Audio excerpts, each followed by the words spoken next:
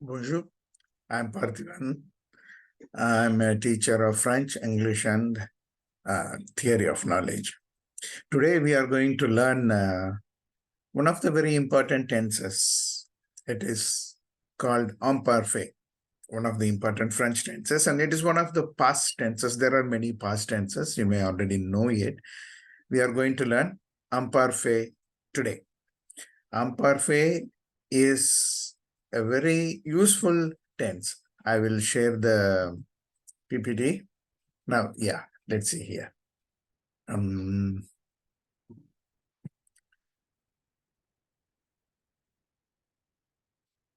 Imparfait, like passé composé, plusque parfait, conditional passé.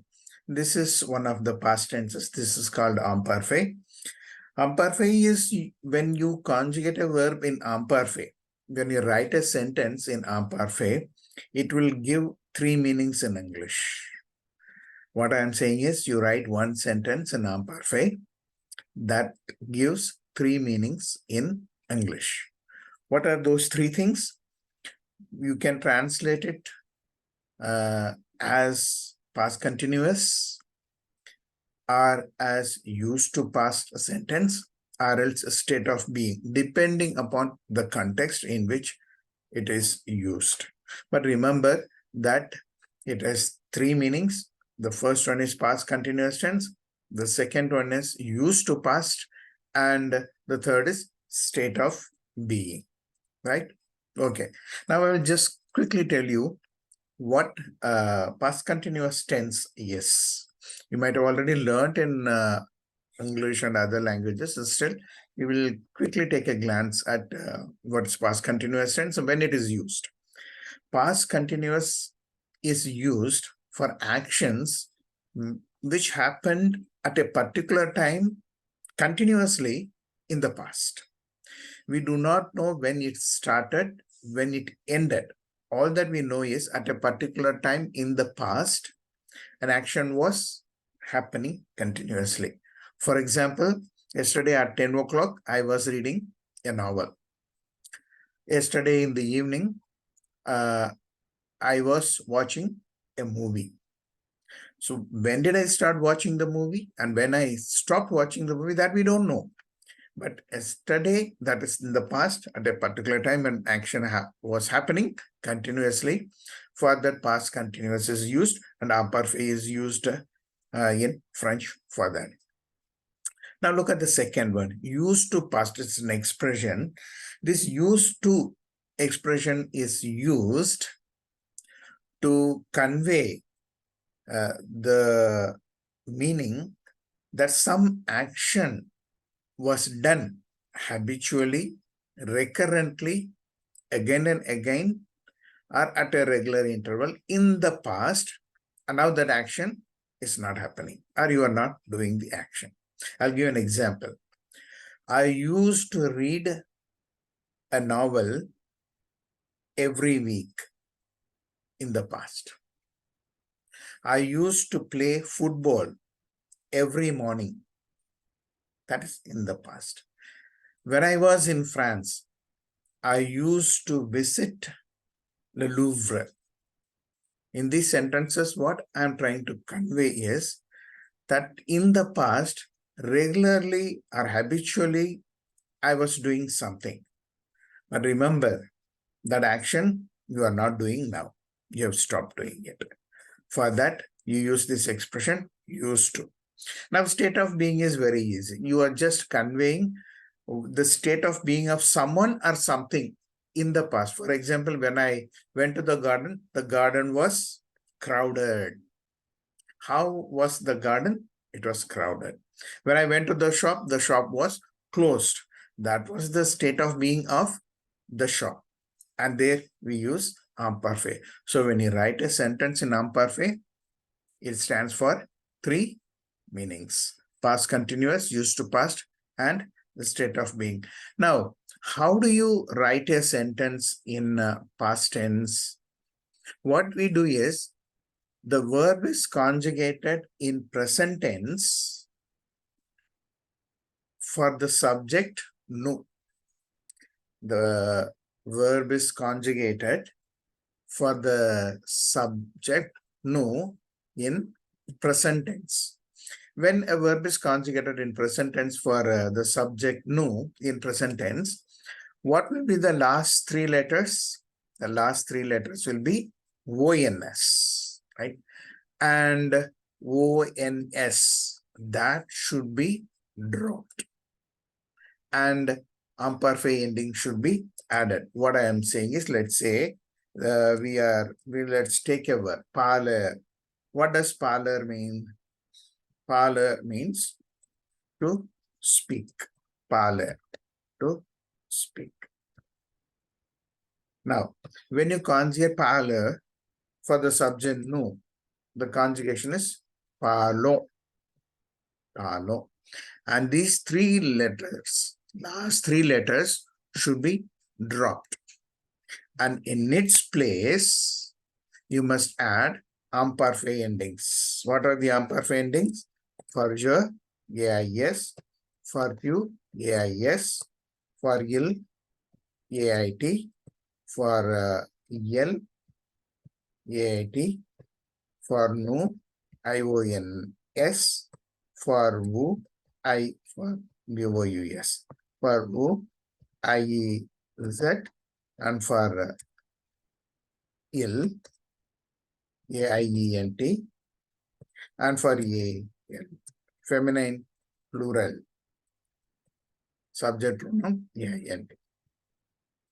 These are the imperfect endings to be added.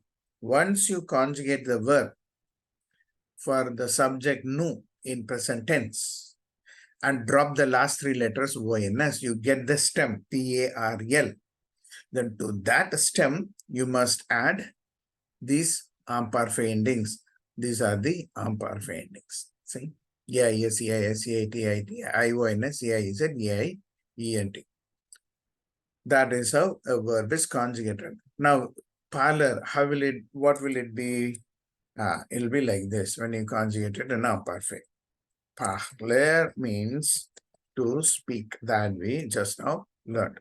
Je parle, add the imperfect endings. Tu parle, add the imperfect endings. Il parle, LAIT. Similarly, L, PRLAIT. Now, NOUS, PRLIONS. Who, PRLI is that. Now, only one.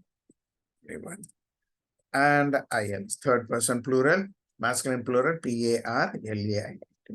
And feminine, ELN, yes, PRLAIT. Okay. Now, see. Now, I told you when you conjugate a verb in imperfect, it stands for three things. One is past continuous, and the other one is used past, and the third one is a state of being. Now, here two meanings are possible. State of being, of course, it is not possible. So the meaning will be, I was speaking. Past continuous tense. I was speaking. And it also means I used to speak.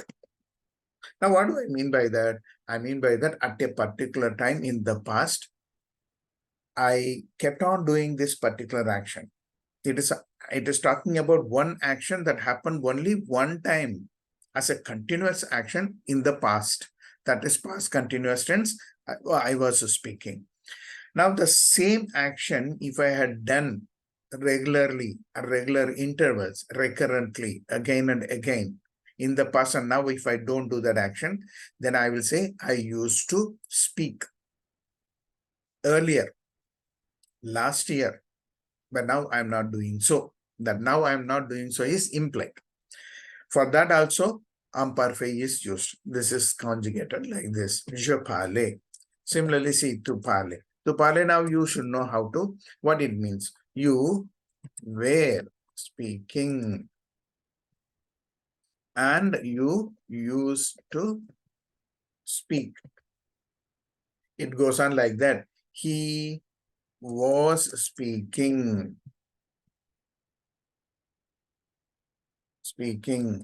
He used to speak.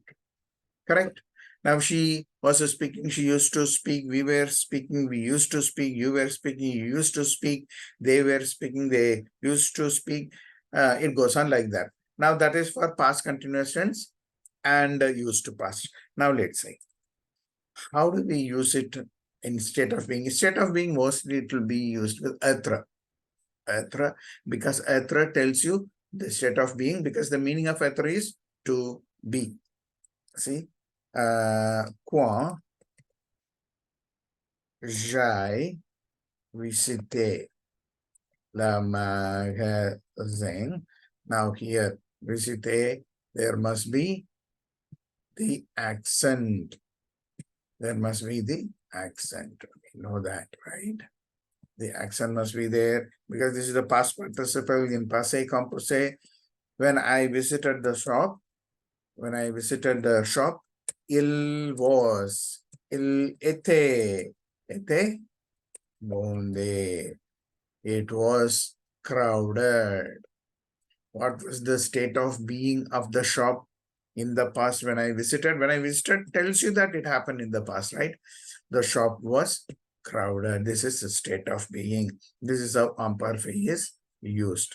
Now, there are, like, you know that in French, for everything there are exceptions, and avoir and être, they are very important verbs. Avoir, être, aller, and venir. We shall see how these verbs are conjugated. The endings do not change, but the conjugation is a little different. But as far as avoir is concerned, when it is conjugated for present tense, it is nous avons. Nous avons, A-V-O-N-S. There, it is just like any other verb. Drop O-N-S and add imparfait ending. See, j'avais, tu avais, il avait, elle avait, nous avions, vous avez, ils avaient. Okay, I was having, I had also. It means this is for avoir. And next, être. Être, when you conjugate it for nous, it is S-O-M-M-E-S, nous sommes. But we can't take that here. Here, being an irregular verb, it is conjugated differently. Je étais, tu étais, elle était, étions, étiez. What is the meaning? I was. Yes, I was being.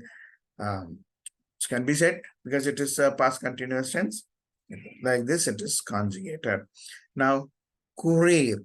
Whether it is IR verb, RE verb, ER verb, the way how we form, the way how we conjugate imperfect is the same method. The same method is used. See, COURONS is the present tense conjugation of courir. For the subject, no, couro, COURONS. Drop ONS and add imperfect endings. It is not, there is a mistake. I saw it just now. It is not AIT, it is AIS, of course. Okay. So this is how it has to be. Je courais. I was running. I used to run. Tu courais. You were running. You used to run. It goes on like that. This is how imparfait is used in French. You conjugate a verb in present tense for nous, drop the last three letters ONS, you get the stem. To that stem, you have to add the imperfect endings, AIS, AIS, AIT, AIT, IONS, IZ, AINT, AINT. And when you do so, it will mean three things. It can be either past continuous for an action that happened continuously at a particular time in the past. We don't know the beginning and the ending of the action. And we use the same, this imperfect, for actions that happened at regular intervals in the past. As a habit I was doing, now I don't do that action. For that also used to, imperfect is used. Then to describe how a thing was, how a person was, for that also we use state of being. This is how we use imperfect, we conjugate imperfect in French. This is a very interesting tense. We shall meet again for another concept in French. mercy. Thank you.